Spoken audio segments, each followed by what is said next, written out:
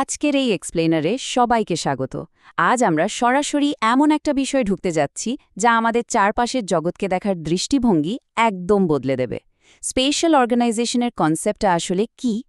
ধরুন, পৃথিবীর বুকে এই যে মানব সৃষ্ট আর প্রাকৃতিক ঘটনাগুলো একেবারে এলোমেলোভাবে ছড়িয়ে আছে বলে মনে হয়, আজ একজন অনুসন্ধানকারীর মতো আমরা এর পেছনের রহস্যটা ডিকোড করব। চারপাশের সবকিছু ঠিক সেখানে কেন আছে যেখানে আমরা দেখছি? চলুন এর পেছনের বিজ্ঞানটা আজ উন্মোচন করা যাক। একটু ভাবলে দেখবেন আমাদের চারপাশের এই জগৎটা কিন্তু একটা দারুণ রহস্য তৈরি করে। আমরা যখন শহর, পর্বতমালা, নদীর গতিপথ বা জনসংখ্যার এই বিক্ষিপ্ত বিন্যাসের দিকে তাকাই, তখন প্রশ্ন জাগে কিভাবে এর মধ্যে একটা যৌক্তিক অর্ডার বা শৃঙ্খলা প্রতিষ্ঠা করা যায়। এটা কি নিছকই কাকতালীয়, নাকি এর পেছনে কোনো গভীর গাণিতিক আর স্থানিক নিয়ম লুকিয়ে আছে? আধুনিক ভূগোলের সবচেয়ে বড় ধাঁধা কিন্তু এটাই। আচ্ছা, এবার আজকের আলোচনার মূল ধাপগুলো এক নজরে দেখে নেওয়া যাক। ১. বিশৃঙ্খলার মাঝে শৃঙ্খলার খোঁজ। ২. স্পেস এবং প্লেসের সংজ্ঞা। ৩. প্যাটার্ন এবং প্রসেস। ৪. স্পেশাল সায়েন্স হিসেবে ভূগোল। এবং সবশেষে স্পেশাল সিস্টেম বোঝা। চলুন শুরু করি। তো প্রথমেই আসা যাক আমাদের ১ নম্বর পয়েন্টে, বিশৃঙ্খলার মাঝে শৃঙ্খলার খোঁজ। স্পেশাল অর্গানাইজেশন বা স্থানিক সংগঠন, এই কনসেপ্টটা কিন্তু ভূগোলের সবচেয়ে শক্তিশালী ডিকোডিং মেকানিজম। এটা নির্দিষ্ট কোনো অঞ্চলের বৈশিষ্ট্যের মধ্যেই আটকে থাকে না, বরং বিভিন্ন অঞ্চলের মধ্যে থাকা অদৃশ্য সুতোগুলোকে একদম দৃশ্যমান করে তোলে। বিষয়টা যদি একটু বিস্তারিতভাবে বলি, ধরুন একটা শহরে আছে বিশাল শিল্প কারখানা, আর অনেক দূরের অন্য একটা শহরে আছে তার কাঁচামাল। স্থানিক সংগঠন আমাদের ঠিক এটাই দেখায় যে কিভাবে এই দুটো ভিন্নধর্মী উপাদান পরিবহন আর অর্থনীতির মাধ্যমে একে অপরের সাথে যুক্ত হয়ে একটা বৃহত্তর কাঠামো তৈরি করছে। সোজা কথায়, একটা রাস্তা, একটা নদী বা একটা মানব বসতি কিভাবে পরস্পরের সাথে মিথস্ক্রিয়া করছে, সেই স্থানিক মাত্রাগুলো বিশ্লেষণ করাই এর কাজ। মানে বিশৃঙ্খলার মাঝে একটা সামগ্রিক পরিমাপযোগ্য শৃঙ্খলা খুঁজে বের করার বিজ্ঞানই হল এই স্পেশাল অর্গানাইজেশন। ভৌগোলিক স্টাডির ঐতিহাসিক পরিবর্তনের দিকে তাকালে দারুণ একটা ব্যাপার চোখে পড়ে। আগে এরিয়াল ডিফারেন্সিয়েশন বা আঞ্চলিক পার্থক্যের ওপর জোর দেওয়া হতো। মানে পৃথিবীকে কেবল আলাদা সমজাতীয় অঞ্চলে ভাগ করে ক্যাটালগ তৈরি করাই ছিল মূল লক্ষ্য। কিন্তু আধুনিক চিন্তাধারা, যাকে আমরা স্পেশাল সিনথেসিস বলি, তা পুরোপুরি একটা গেম চেঞ্জার। এটা আমাদের দেখায় কিভাবে এই বিচ্ছিন্ন অংশগুলো একসাথে মিলে একটা পূর্ণাঙ্গ ঐক্যবদ্ধ সিস্টেম হিসেবে কাজ করে। মানে এটা শুধু পার্থক্য খোঁজে না, বরং মিল আর পারস্পরিক সম্পর্কগুলো চমৎকারভাবে বের করে আনে। এবার আমরা যাব দ্বিতীয় পর্বে, যেখানে স্পেস এবং প্লেসের সংজ্ঞাগুলো নিয়ে আলোচনা করা হবে। বিজ্ঞানের বিবর্তনের সাথে সাথে স্পেস বা স্থানের ধারণাও কিন্তু বসে থাকেনি, প্রতিনিয়তই বিকশিত হয়েছে। যেমন ধরুন, নিউটনের সময় অ্যাবসলিউট স্পেস বা পরম স্থান বলতে বোঝানো হতো একটা স্থির শূন্য আধারকে, কিন্তু তারপর আইনস্টাইনের হাত ধরে আমরা পেলাম রিলেটিভ স্পেসের ধারণা। এটা বেশ গতিশীল আর সময় এবং যাতায়াত খরচের ওপর পুরোপুরি নির্ভরশীল। আর সবশেষে লাইবনিজ এবং পরবর্তীতে ডেভিড হার্ভের মতো চিন্তাবিদরা নিয়ে এলেন রিলেশনাল স্পেসের কনসেপ্ট। এটা কিন্তু মানুষের প্রতিনিয়ত চলা সামাজিক প্রক্রিয়া আর মিথস্ক্রিয়ার মাধ্যমে তৈরি হয়।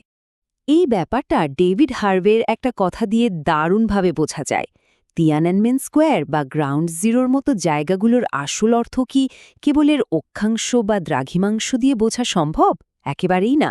এর অর্থ বুঝতে হলে আমাদের রিলেশনাল বা সম্পর্কযুক্ত দৃষ্টিভঙ্গিতে চিন্তা করতে হবে। এর মানে হল রিলেশনাল স্পেসের ধারণাটা নিছক কোনো থিওরি নয়, বরং এটা বাস্তব বিশ্বের অত্যন্ত প্রভাবশালী এবং আবেগের সাথে জড়িয়ে থাকা স্থানগুলোকে একসুতোয় বাঁধে। এবার রিলেটিভ স্পেস বা আপেক্ষিক স্থানের কথায় আসি। এটা কিন্তু কোনো স্থির মাপকাঠি নয়। দূরত্বের ঘর্ষণ বা যাতায়াতের সুবিধার উপর ভিত্তি করে এটা সংকুচিত বা প্রসারিত হতে পারে। একটা সহজ উদাহরণ দিই। ধরুন, দুটো শহরের ভৌগোলিক দূরত্ব ১০০ কিলোমিটার, কিন্তু যদি সেখানে একটা নতুন হাই স্পিড রেলওয়ে চালু হয়, তখন কি হবে? তাদের মধ্যকার আপেক্ষিক দূরত্ব নাটকীয়ভাবে কমে আসবে, তাই না? তখন দূরত্ব আর কিলোমিটারে মাপা হয় না, মাপা হয় সময়ে। রবার্ট স্যাকের ফ্রেমওয়ার্কটা স্পেস এবং প্লেসের মধ্যে একটা চমৎকার পার্থক্য তুলে ধরে। স্পেস হল একটা উন্মুক্ত এলাকা যা স্রেফ শূন্যতা দিয়ে সংজ্ঞায়িত, অন্যদিকে মানুষের সম্পৃক্ততা, পরিচিতি আর নানা স্মৃতির মাধ্যমে তৈরি হয় প্লেস। এখানে দারুণ একটা মজার তথ্য আছে। মহাকাশচারীরা যখন খুব দ্রুত গতিতে পৃথিবীকে প্রদক্ষিণ করেন, তখন আলাদা আলাদা জায়গার স্বকীয়তা বা পরিচিতি তাদের কাছে একেবারে হারিয়ে যায়।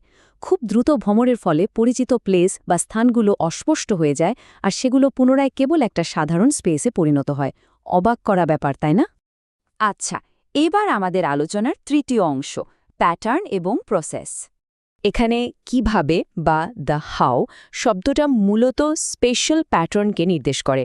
এটা আসলে একটা নির্দিষ্ট সময়ের দৃশ্যমান প্রমাণ হিসেবে কাজ করে।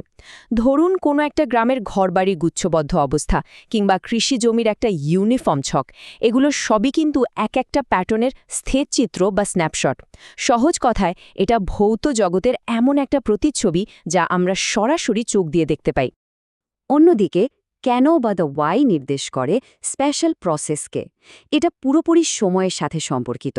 মানে এটা হলো কার্যকারণের একটা ধারাবাহিক পরিবর্তন। স্থির ভৌত কাঠামোর সাথে এই গতিশীল প্রক্রিয়ার তুলনা করলে ভূগোলবিদরা পরিযায়ী মানুষের চলাচল, জন্মহার বা অর্থনৈতিক পরিবর্তনের মতো ভেতরের শক্তিগুলোকে সহজেই উন্মোচন করতে পারেন। আর এই শক্তিগুলোই কিন্তু একটা এলাকার দৃশ্যপট প্রতিনিয়ত পরিবর্তন করে চলেছে। ডোরিন ম্যাসির এই অসাধারণ উক্তিটি একটা দারুণ দ্বিমুখী সম্পর্কের কথা বলে। তিনি বলছেন, ভৌগোলিক বিভাজন যেমন সামাজিক প্রক্রিয়ার ফলাফল হতে পারে, ঠিক তেমনি ওই সামাজিক প্রক্রিয়াগুলো কিভাবে কাজ করবে তার নির্ধারণ করে দেয় এই ভৌগোলিক অবস্থান। এর থেকে একটা জিনিস একদম স্পষ্ট হয়ে যায় যে ভৌগোলিক স্থান কখনোই কেবল একটা নিষ্ক্রিয় পটভূমি নয়, বরং মানবীয় ঘটনাগুলোকে রূপ দিতে এটা অত্যন্ত সক্রিয় ভূমিকা পালন করে। তো এবার ৪ নম্বর পর্বে আসা যাক, স্পেশাল সায়েন্স বা স্থানিক বিজ্ঞান হিসেবে ভূগোল। স্থানিক বিজ্ঞানের এই পজিটিভিস্ট বা ইতিবাচক পরিবর্তনের যুগটা ছিল আক্ষরিক অর্থেই যুগান্তকারী। এই সময়ে গবেষকরা স্থানিক আচরণ সম্পর্কে ভবিষ্যৎবাণী করার জন্য সাধারণ বর্ণনার বদলে গাণিতিক মডেল, পরিসংখ্যান আর জিআইএস বা জিওগ্রাফিক ইনফরমেশন সিস্টেম ব্যবহার করতে শুরু করেন।